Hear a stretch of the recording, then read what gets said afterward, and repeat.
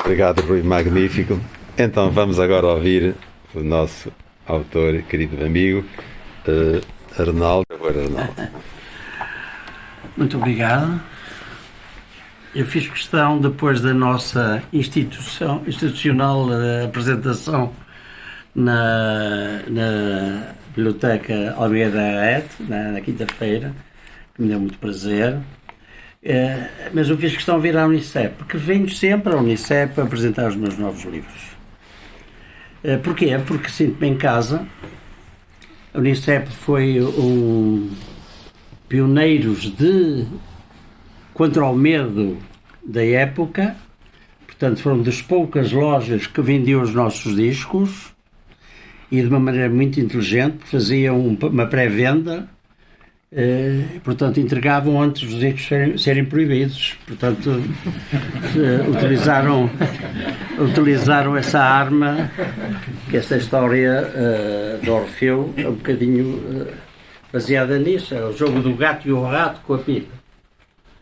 Felizmente parece que ganhamos o jogo. Mas também não era muito inteligente. Os daqui, porque em Lisboa não é a mesma coisa, atenção. Conta a história do confundo que ainda por cima ouvia mal. Bom, essa. Quando se falou ele falou de bomba, ele ouviu bomba.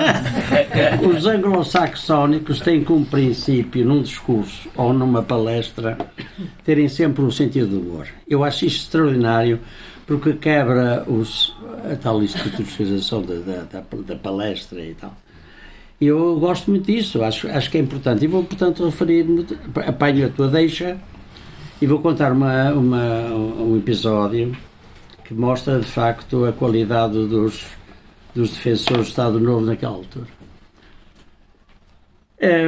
Nós tínhamos, aos sábados, uma reunião de direção tanto artística como financeira, onde 15 a 15 dias juntávamos as pessoas que decidiam o que é que se ia gravar, o que é que se ia onde e o budget, portanto, do custo da operação.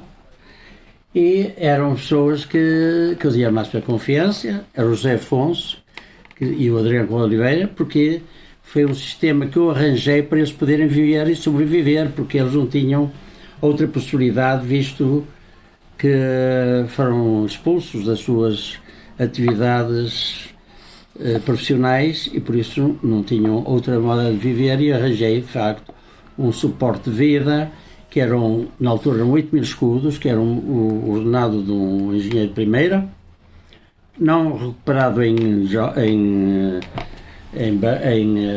salários ou royalties ou direitos de autor, não, aquilo acabava mesmo ali. E a obrigação deles era produzir um disco por ano e trazerem outros artistas. E assim fizeram, e foi por isso que Orfeu cresceu da maneira que cresceu, tornando-se a maior empresa de discos portuguesa. Portanto, nós tínhamos essa reunião, era o José Afonso, o Adriano Oliveira, era o Carlos Cruz na promoção, sobretudo na parte. Depois nós interessou-nos a concorrer ao Festival da Canção, que não tem nada a ver com o de agora, não é? Porque era aqui uma espécie de campeonato nacional, fechava tudo para ouvir esses festivais, essas coisas. E nós contratámos e bem, o Carlos Cruz estava muito dentro disso e fez um trabalho magnífico, ganhámos 5 festivais da canção na altura, que era um bocado difícil. Portanto, além deles, tínhamos o Zé Nisa, que era o meu braço direito, digamos, era um indivíduo que foi recomendado, altamente recomendado pelo Adriano e pelo José Afonso, ainda na Guerra de Angola estava, e tratou depois da produção, não é? A promoção era o Carlos Cruz, e a parte musical era o maestro José Calvário. Portanto, era uma equipa a sério. E todos os sábados, 15 dias, eles vinham às 10 horas da manhã à minha loja, onde discutíamos o que é que se ia fazer, budget, etc. E depois nunca mais se falava no assunto, cada um tinha a sua tarefa e eram eles que faziam como queriam. Que eu tinha confiança absoluta na qualidade profissional deles. Então, havia um coffee break no meio da manhã, que era em frente ao Majestic, e o Adriano viu um senhor que estava lá sentado a beber um café, a ler o jornal, e reconheceu como foi um colega dele de Coimbra, um daqueles seródios que deu lá anos e anos, que era coronel e por cima era mouco. E ele perguntou-lhe, o Adriano, o que é que estás aqui a fazer? Ele, eu sou o censor da rádio. Um tipo mouco era o censor da rádio, não é? E ele convenceu então vais fazer um favor, o José Afonso tem que ir fazer um direto de televisão nacional, porque ele não pode ir de outra maneira. Interessava-nos muito que ele pudesse cantar, mas ele, estás maluco, eu posso ser posto fora daquilo, não? Ele disse, não, com uma condição, o José Afonso garante que só vai cantar Fado de Coimbra. Pronto, ele lá convenceu, o Adriano de facto era uma pessoa extraordinariamente convencedor das coisas, e assim foi. Telefono ao Pato, veio o Pato de Coimbra, e à noite estávamos a fazer um direto em emissão nacional. E então a coisa estava a correr muito bem, o José Afonso estava a cantar os Fados de Coimbra conforme combinado, e a certa altura acabou um fado e anunciou o seguinte, Pombas! O mouco percebeu bombas. Acaba isto tudo, não fez o que nós combinámos. Então, o Sr. Coronel, disse o Adriano, pombas, é o símbolo da paz, não tem nada a ver com revoluções. Portanto, vejam bem a qualidade. Bem, infelizmente nem todos eram assim, não é? Mas este é uma das razões que o Orfeu não teve muitos problemas com a censura. Foi precisamente porque estávamos no Porto, era uma firma do Porto, era uma firma de eletrodoméstico, os discos eram o meu hobby e começámos paulatinamente, não estávamos a engajar a qualquer coisa política, era uma firma normal, comercial, e que de facto eles achavam que nós não fazíamos mal a ninguém. E pronto, e o resto é história. Para responder aqui ao meu querido amigo Jaime Milheiro, porque é que eu comecei a fazer poesia? A poesia entrou para mim por osmose, um termo químico, que sabes muito bem como é. E como é? Por ter conhecido as poetas todas. Eu fui aluno nós fomos alunos, não ele não, porque ele só entrou na parte de ciências no 6º, 7º ano. Mas eu fui aluno do António Cobeira, que fez parte da Orfeu, era amigo íntimo do Fernando Pessoa e do Sá Carneiro. E na altura, em vez de estarmos a dividir as orações dos Lusíadas, nós miúdos, estou a falar em 1947, o Fernando Pessoa tinha morrido em 35, não havia livros deles nas livrarias, e nós dizíamos nas nossas aulas a poesia de Sá Carneiro e Fernando Pessoa e de outros grandes poetas da altura. E a nossa viagem no fim do curso, em vez de darem-se para a Espanha, fomos visitar o Teixeira Pascoais. Era vivo e recebeu-nos muito bem em São João de Gatão. Deu-nos um lanche fabuloso e foi muito interessante conhecer um homem daqueles. Portanto, o interesse da poesia foi exatamente por eles. Ao mesmo tempo, também foi o meu professor Oscar Lopes, também um grande professor, e foi ele o que me ajudou a criar a antologia da música portuguesa, da poesia portuguesa e da prosa portuguesa. Portanto, eu conheci os grandes nomes da literatura portuguesa da época, não é? Achas que isso que é contagioso? É contagioso. É contagioso se tens alguma coisa cá dentro. É dessa outra parte que eu... Essa é a outra segunda parte. Aliás, vou-te ler um poema aqui da Comédia da Arte, que é o meu segundo livro, e tem aqui um poema que explica-te, que tu naturalmente não lestes, que é poema Poesia não se aprende. Poesia não se aprende. Nem na escola, nem na universidade. Não há faculdade de poesia. Há felicidade de se nascer com o dom de em si elevar. Como poeta de alma sublime, em corpo rejeitado até ao suicídio. Ou no disperso em heterónimos, afogados em absintos. Ou estigmatizados no dedo do amor proibido, ou no narcísico maníaco admirável ao espelho de Dorian Gray. Ou então dividido o amor que havia entre Deus e o diabo.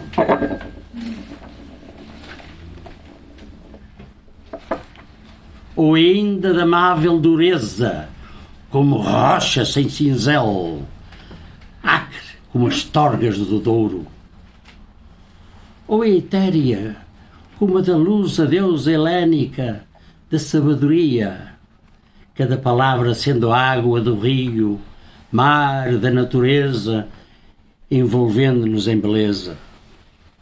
E também os poetas ignorados, como que ousou reinventar o amor, de ar repetindo au bout du chagrin, une fenêtre ouverte, une fenêtre éclairée.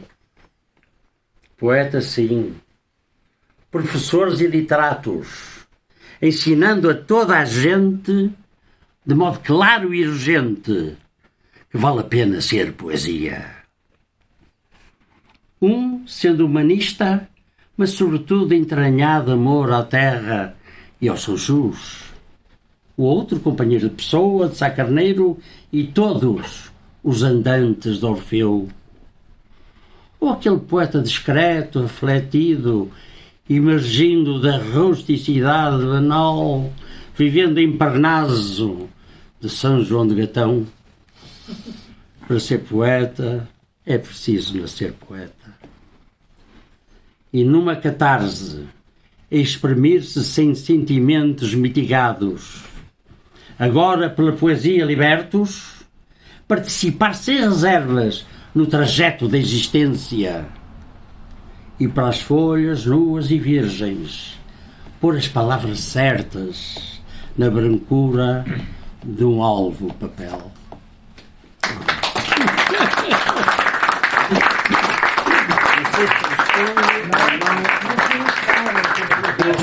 Mas vou-te responder através do terceiro volume.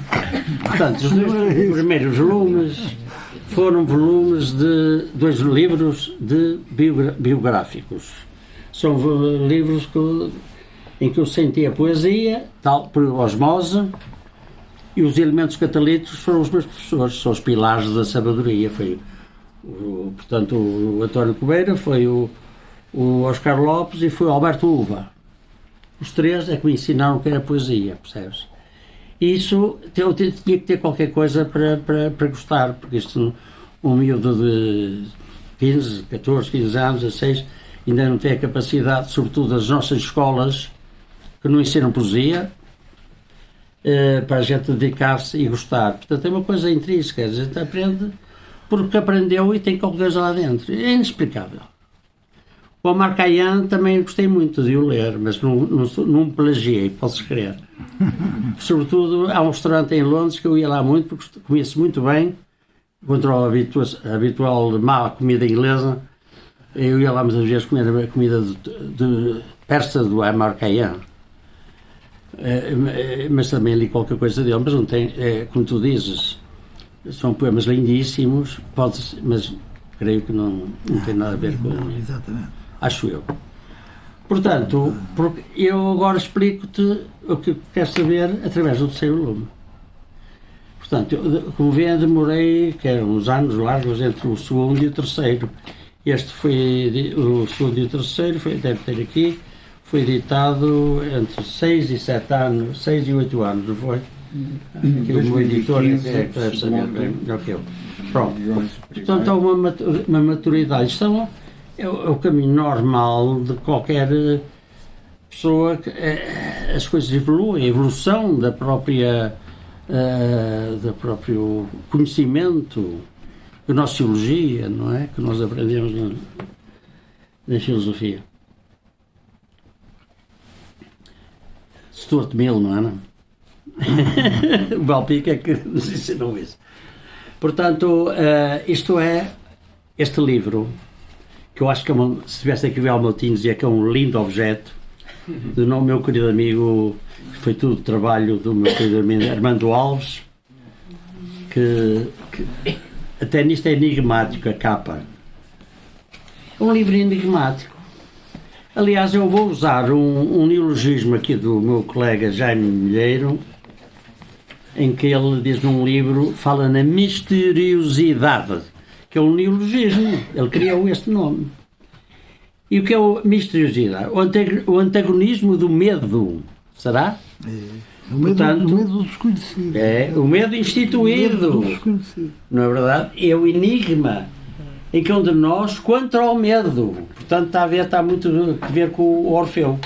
Porque o grande problema da nossa época é o medo. Não só é o medo. As pessoas tinham medo de tocar os discos do Orfeu. Mesmo que eles não tivessem problemas nenhuns, fossem aprovados pela censura. E as pessoas tinham medo de ouvir os discos do Orfeu, os discos de Afonso, os discos do Sérgio Godinho, os discos dos Fausto. Tinham medo. E as pessoas cada vez tinham mais medo. E o medo é que deu cabo de... Quer dizer, tornou-nos umas pessoas públicas, sem vontade própria. E só, de facto, passado muitos anos, 48, não foi? É que houve a tal liberdade que tu falas e que eu assisti e tenho a sorte, tenho a satisfação, não fiz nada por isso, mas as duas canções do 25 de Abril são de Orfeu. Depois do Adeus e a Grândola. Depois do Adeus não tem nada a ver com uma canção de amor e de traição e não sei o quê, e esta não tem nada a ver. Mas eles, na altura, não tocaram logo o Grândola, com medo que a Revolução, como em março anterior, não tivesse tido o êxito que teve. Portanto, a liberdade que conheci e vê-se bem nos meus livros. E cada vez sou mais livre, porque nós libertamos os nossos medos.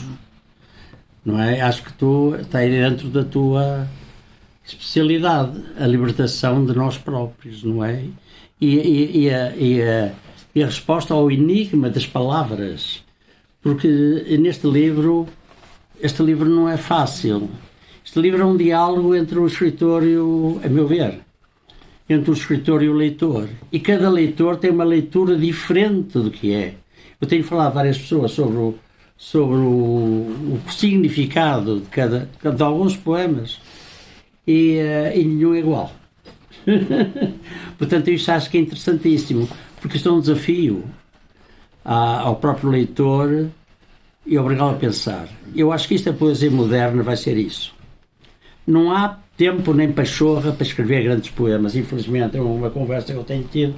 Tenho pena, porque há poemas, Invenção do Amor, leva 3/4 horas a dizer, ou A Tabacaria do Álvaro Campos. São obras fantásticas, são compridas, mas são da época.